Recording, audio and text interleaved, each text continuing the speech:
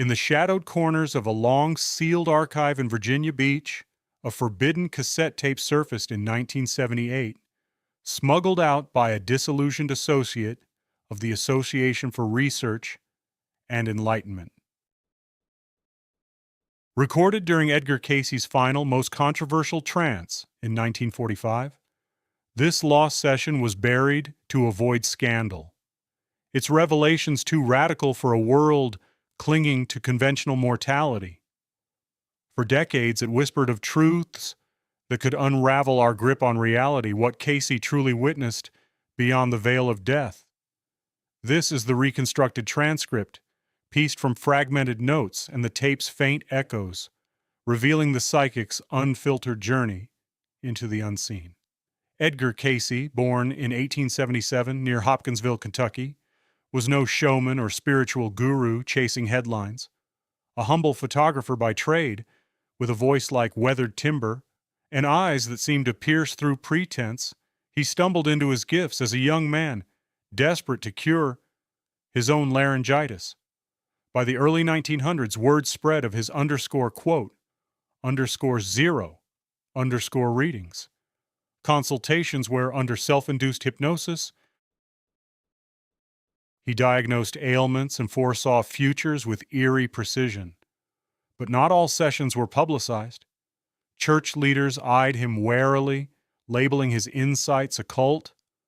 Medical boards dismissed them as fraud. Thousands of transcripts filled his files, yet this one from his wartime decline vanished into obscurity, perhaps suppressed by those fearing its implications on life, death, and the soul's hidden architecture. Why? Because it didn't just predict events, it mapped the consciousness that endures when the body fails. Fade to the dim hum of that 1945 room. Cayce reclines on a worn couch. His breathing slows. The air thickens. Witnesses later described a chill, as if the veil thinned. In the transcript, his voice, usually steady, falters into fragments. Quote 1. He wasn't theorizing, he was recounting the core revelation drawn from over 14,000 documented trances where his awareness detached from the physical shell. No dramatic rupture, no terror, just a seamless slip, as if shedding an ill-fitting garment. From above, he observed his own inert body, the circle of anxious faces below, their questions floating up like smoke. Then, expansion. No boundaries, only in boundless luminosity he termed the Hall of Records. Not a place, but a dimension of pure knowing. As the session deepens, the narrative shifts from detachment to immersion, pulling us into the psychological rift Cayce navigated. In this sphere, vision transcended sight, understanding bloomed instantaneously, sans language or limitation. He encountered presences, not ghosts or deities, but essences, fellow travelers, whose familiarity stirred an ancient recognition. No cacophony of voices, just an undercurrent of shared memory. The soul, he conveyed, initiates a quiet recapitulation, not a trial by fire, but a panoramic reliving, where every ripple of intent echoes back. Feel the weight of unspoken regrets, the lift of genuine compassion. It's not accusation, but illumination, stripping away illusions to reveal the self's true resonance. Cayce's tone in the tape grows urgent, laced with existential strain. The terror isn't in dying, but in confronting how dimly we've lived, how our hidden motives warp the light we carry. This wasn't escapism. It was a mirror to the psyche's shadowed corners, forcing one to question, what vibrations have I truly emitted into the ether? The revelation expands into layered realms, each a psychological landscape tuned to the soul's frequency, calm expanses for the attuned, turbulent currents for the unresolved. No binary fates like paradise or perdition, instead a natural gravitation, where intense essence dictates arrival. A life veiled in deception manifests as stagnation, a drag against the flow, one rooted in authenticity, soars, unburdened. Yet Cayce emphasized invitation over inevitability. These states aren't endpoints, but way stations, urging evolution. Souls, he observed, elect return, not under duress, but from an inner compulsion to refine, to incarnate anew amid Earth's forge of trials and triumphs. In one haunting sequence, he depicts a consciousness coiling toward rebirth, a convergence of luminous threads weaving into form, not random chance, but deliberate purpose. We arrive, he implied, to unearth potentials dormant elsewhere, turning existence into a deliberate odyssey of awakening. Transitioning from these vistas, the tape veers into uncharted speculation, a fragment Cayce voiced only once, perhaps too provocative for his era. What if consciousness, post-transition, doesn't merely persist but reverberates as an eternal imprint on a collective field? Imagine it. Your essence stripped of ego, merging into a vast, interconnected web, whispers from beyond, subtly guiding the living, like unseen currents shaping dreams or synchronicities. Not reincarnation's cycle alone, but a symphonic overlay where departed awarenesses seed innovation and insight in the unaware, blurring the line between here and hereafter. This idea, aligned with his broader cosmology, hints at death as less severance than amplification, the mind's quiet influence rippling across time. As the recording crackles to silence, Cayce stirs, his first words a weary murmur. The return, it's the true hardship, carrying that clarity in a world of fog. He urged no blind faith, only recollection of our transient tendency, of death as gateway to unmasked being. In this suppressed echo, one final probe lingers. If Cayce pierced the illusion so profoundly, what hidden archives of your own consciousness wait to be unveiled? In the dim archives of a forgotten Virginia hospital, sealed away for decades, lies a transcript from 1932, a trance reading by Edgar Cayce, the sleeping prophet, that was never meant to see the light of day. Authorities in his inner circle buried it, fearing its visions of the soul's exodus would shatter conventional beliefs about death and eternity. What Cayce witnessed in that hidden session wasn't just a glimpse of the beyond, it was a blueprint of consciousness unbound, a revelation so profound it challenged the very fabric of human existence. Edgar Cayce, born in 1877 in rural Kentucky, emerged as one of history's most enigmatic figures, a self-taught healer and seer who, through thousands of trance-induced, quote four spanning, from the early 1900s until his death in 1945, unlocked insights into health, history, and the hidden dimensions of the mind. Known as the quote five, he would lie down, enter a hypnotic state, and channel information from what he called the quote six. Yet this particular material, drawn from his deepest explorations of the afterlife, was overlooked or deliberately suppressed by skeptics and even some of his followers. In an era dominated by scientific materialism and religious orthodoxy, Cayce's accounts of soul transitions were deemed too radical, too intimate, a confrontation with our fears of oblivion. Tucked into dusty files, these words waited, a confidential dossier on the mechanics of dying, until now. At the heart of this suppressed reading pulses Cayce's core revelation. The soul's departure is no chaotic end, but a deliberate unveiling. In trance, he painted it as a gentle unfurling, like a flower blooming in slow motion under unseen dawn. The body, the temporary vessel, fades into irrelevance, not through agony or void, but through a profound letting go, a sigh that echoes across realms. Consciousness doesn't dissolve, it sharpens, stripping away the distortions of flesh and emotion. Cayce spoke of hovering above the form, once inhabited, observing the scene below with crystalline detachment, the shell lying still, the mourner's hushed grief, all rendered as a fading echo of what once was intimately yours. Then comes the pull, a luminous warmth, not the stereotypical blaze of judgment, but a soothing embrace that draws the essence forward into purer perception.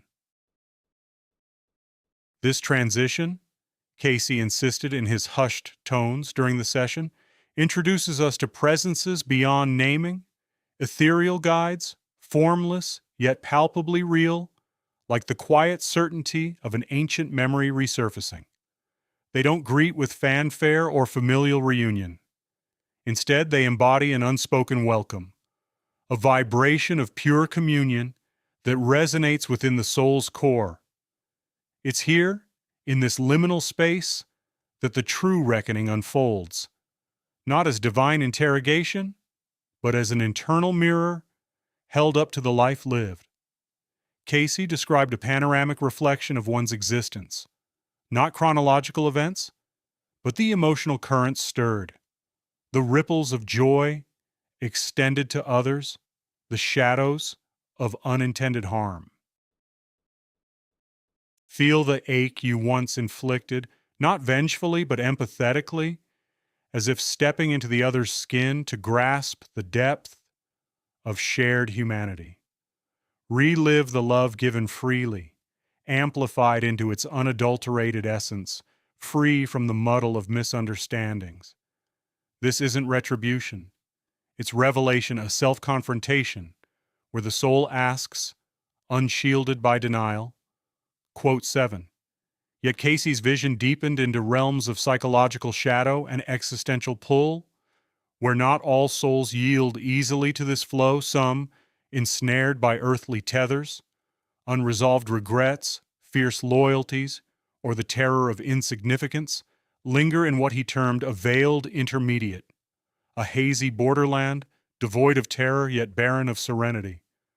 Imagine it as an endless antechamber, doors ajar but unchosen, where the spirit drifts in quiet unrest until readiness dawns.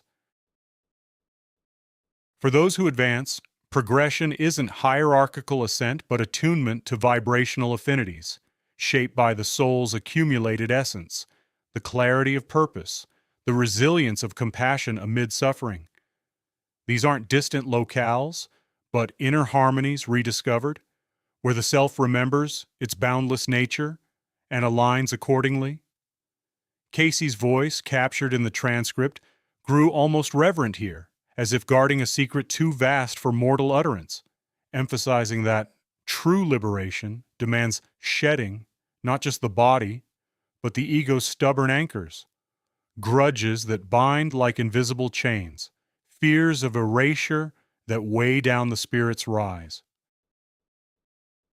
As the reading unfolded, Cayce delved further into the psyche's undercurrents, revealing how these guides intervene not as rescuers, but as subtle catalysts for awakening. They whisper reminders of inherent worth, dissolving illusions of isolation, and occasionally unveil glimpses of potential rebirths, not as fate's decree, but as invitations to evolution. Strangely, many essences tasting the peace beyond elect to re-enter the physical fray. Why? Because from that vantage, incarnation gleams not as ordeal, but as deliberate adventure, a forge for growth, a canvas for reclaiming forgotten divinity. Cayce saw souls as architects of their returns, selecting trials, kinships, and epochs with intentionality, transforming apparent chaos into purposeful narrative. Our encounters, our struggles, they're echoes of preordained quests for self-remembrance. In his words, reframed from the trance, we arrive not as lost wanderers seeking purpose, but as purpose itself clothed in temporality. Building on these forbidden insights, Cayce's suppressed archive hints at an even more speculative layer.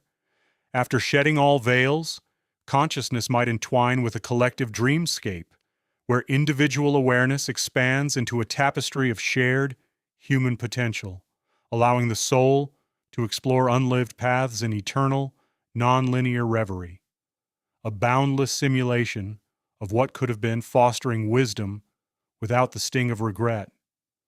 And so, as the echoes of Cayce's trance fade into the archive silence, one lingering query haunts.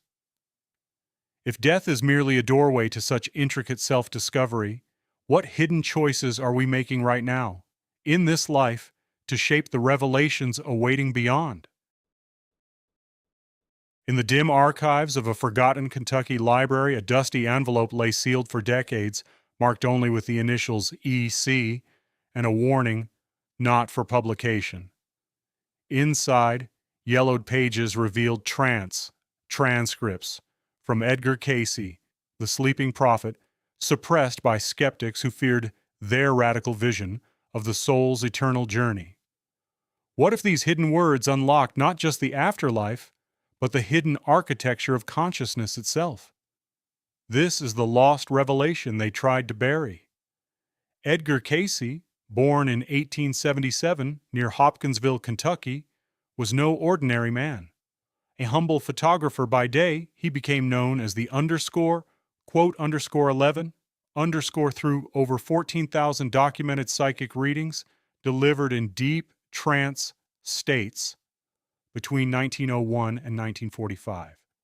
Yet, amid his predictions of wars, health cures, and ancient mysteries, a trove of his most intimate sessions on death and the soul vanished from public view. Why? In an era dominated by materialist science and rigid religious doctrines, Cayce's insights challenged the boundaries of reality, portraying death not as an end but as a profound awakening to forbidden truths. These transcripts, overlooked or deliberately archived away by his own foundation to avoid controversy, surfaced only recently, offering a glimpse into the psychic's unfiltered visions of what lies beyond the veil. At the heart of these suppressed recordings lies Cayce's core revelation: the soul as an immortal navigator, charting a multidimensional map far vaster than the physical world.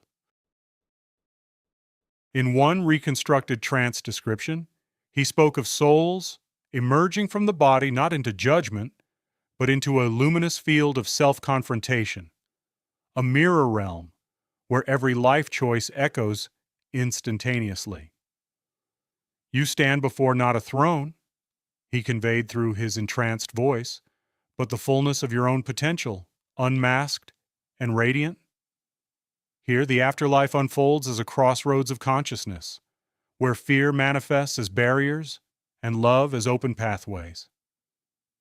Cayce envisioned this map etched in the ether: roads of forgotten incarnations, intersections of unresolved emotions, and hidden groves where the soul rediscovers its divine origin, pain and loneliness from earthly life. Mere resistances, he insisted, illusions born of forgetting one's true essence. The universe, in his view, doesn't weigh sins on scales. It reflects back the light or shadow you projected, asking simply, did your heart remain open amid the storm?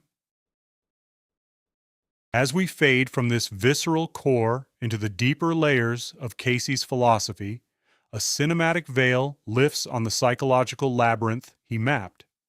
Consciousness, to Cayce, was no isolated spark, but a continuum bridging life and death, woven from archetypes of the collective human psyche. In his altered states, he delved into what he called the _14_, an astral library of all souls' histories, revealing death as a symbolic shedding, a psychological rebirth, akin to emerging from a long, disorienting dream. People live entranced by fear, he reflected, blind to the inner light that incarnation demands we reclaim. Waking up, he emphasized, is the soul's purpose: to integrate shadows of doubt, forgive the self's wanderings, and align with love's frequency. Yet this awakening carries existential weight.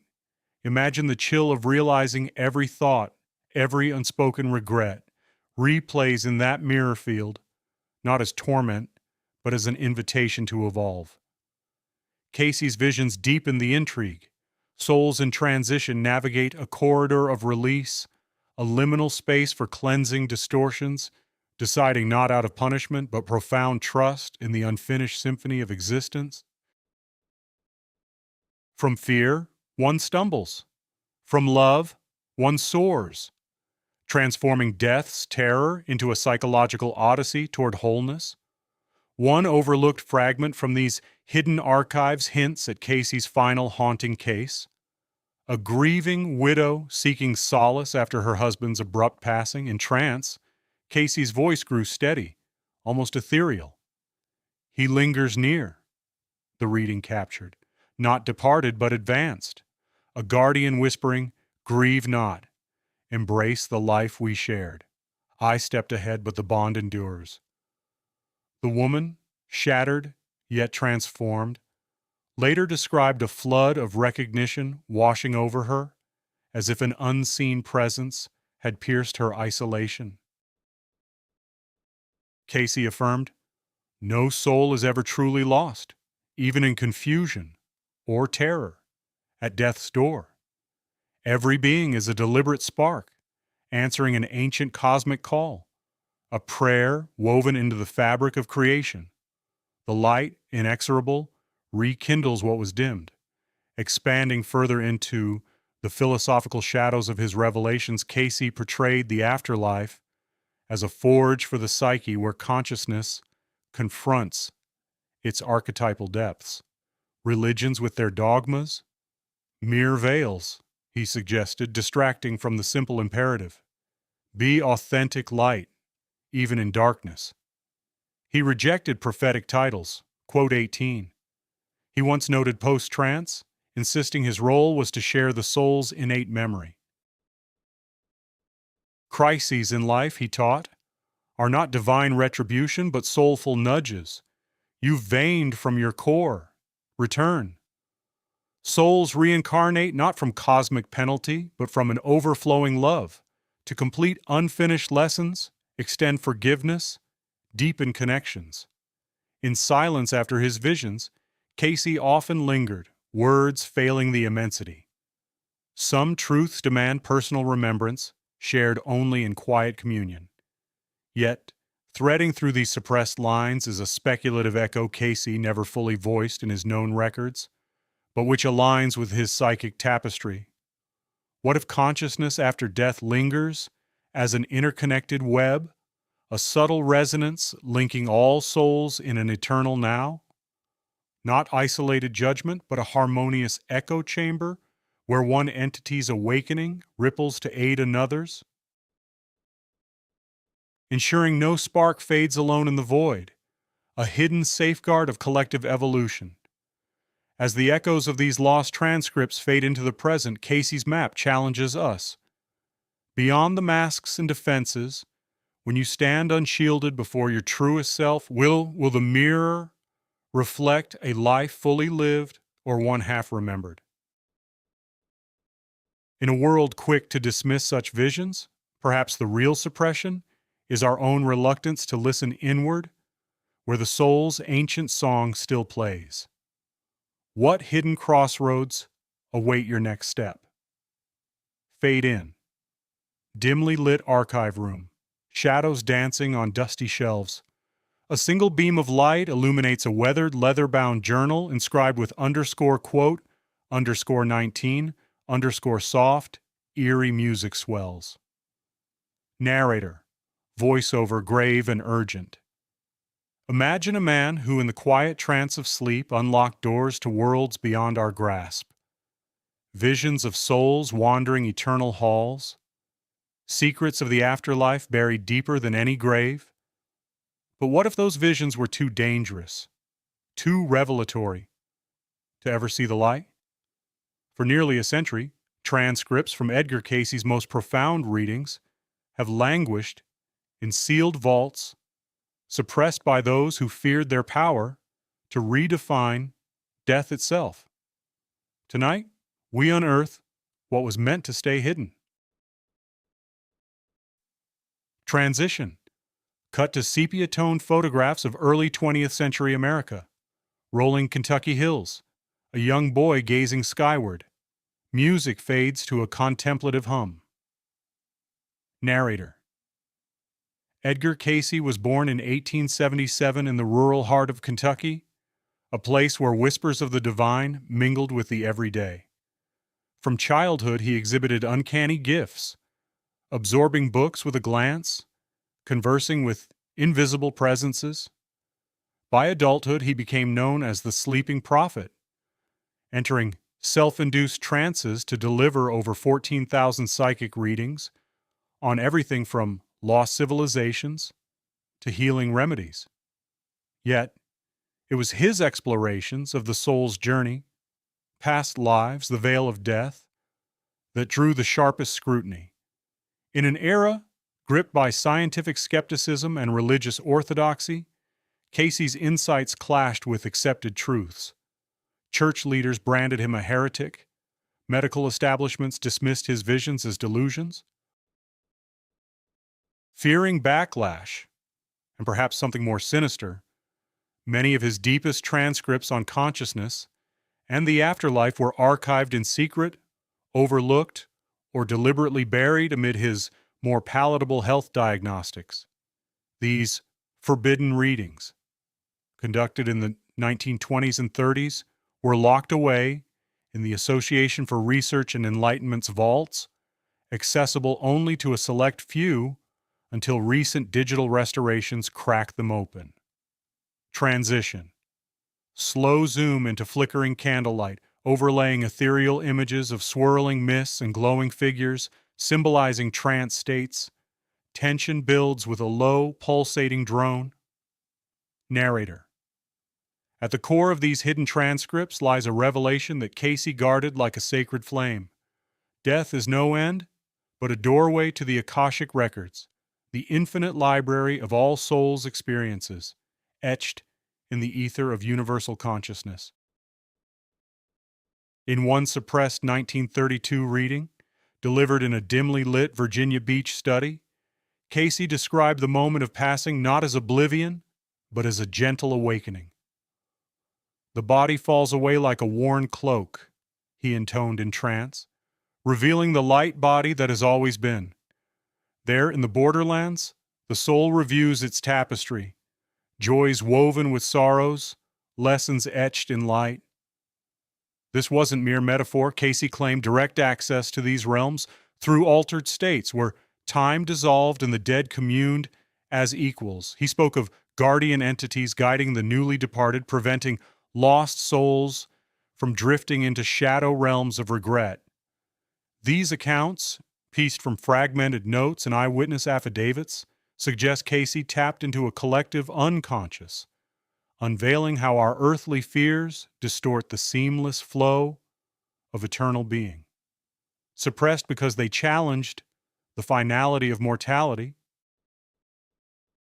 these revelations imply that what we call, quote, 24 or, quote, 25 are echoes of this grand archive, accessible to those bold enough to listen. Transition fluid dissolved to abstract visuals, mirrored labyrinths, pulsing neural networks blending with starry voids, evoking psychological depth, music layers in subtle introspective strings. Narrator. Delving deeper, Cayce's philosophy unravels the psychological knots we tie around death. He viewed consciousness not as a fragile spark confined to the brain, but as an indestructible force, eternally recycling through incarnations to evolve toward divine unity.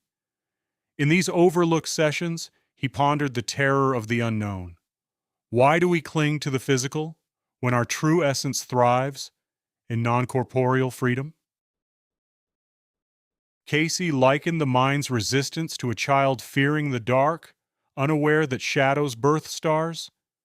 His visions revealed archetypes of the soul, the wanderer seeking home, the healer mending fractured timelines, urging us to confront inner worlds where symbolic death precedes rebirth.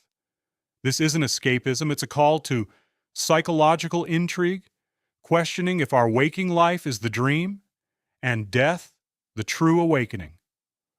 Forbidden for their potential to upend Freudian models of the psyche or materialist science, these ideas deepen the existential tension. Are we prisoners of our fears or architects of immortal legacies? Transition. Gentle fade to a serene cosmic expanse, stars birthing nebulae, symbolizing expansion. A whisper of wind through ancient trees underscores the narration. Narrator. Building on Cayce's trance-derived wisdom, consider this aligned speculation. Upon death, individual consciousness may not dissolve entirely but fractalize into the universal mind, like droplets rejoining the ocean, retaining whispers of personal memory as karmic imprints, influencing future forms in subtle, unseen ways. This hidden harmony suggests that even in separation, we never truly part from the whole. Transition. Slow pullback from the journal to a vast, shadowed library, questions lingering in the air, music resolves into a haunting, unresolved chord. Narrator. What if Edgar Cayce's suppressed visions are the key we've been hiding from ourselves? In a world that buries mysteries to preserve comfort, his words echo. Is death the great illusion, or the ultimate truth we dare not face? If you felt something inside while reading these lines, even if barely, don't leave it unanswered. Write in the comments. Did you hear the call too? Or simply leave a sign, a heart, a dot, a silent, I'm here. So those who come after will know they are not alone. And if you want to keep walking this path, leave a like. It's not just a button, it's a sign. Quiet but real, like the echo of your soul finally heard by someone. Share this video with someone who may have also forgotten and is now ready to remember. See you where words end and the real begins. Fade out.